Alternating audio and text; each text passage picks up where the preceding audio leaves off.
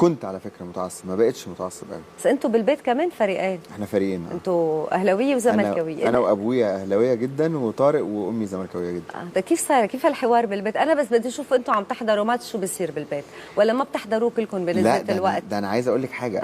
انا عمري ما كنت انا وطارق بنحضر ماتش اهلي وزمالك مع بعض في البيت. ليه؟ يا انا في البيت وهو في الاستاد، يا العكس، هو في البيت وانا في الاستاد، يا احنا الاثنين في الاستاد.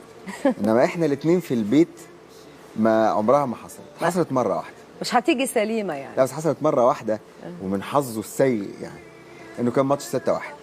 لا الاهلي كسب الزمالك 6-1. شو عمل؟ بس شو عملت فيه؟ انا يعني احنا كنا قاعدين في اوضتين برضو، انا واصحابي الاهلاويه في اوضه، وهو وماما واصحابنا الزملكاويه في اوضه. فاحنا حيطان البيت لونها ابيض. فاحنا بعد الماتش ما خلص انا معدي كده، فعايز بس اخش ابص عليهم اغلس او حاجه. انا فتحت الباب، طارق تحديدا لقيت وشه لونه لون الحيطه ابيض. يعني فيهوش نقطه دمه متاخد كله، نشف دم لدرجه يعني صعب عليا ما قلتوش حاجه خالص. يعني انا داخل بقى يعني هيص يعني. ولا كلمه، ما اتكلمتش كلمه، لانه شكله ما كانش ينفع اقول له حاجه. قلت يعني هو اللي فيه مكفيه.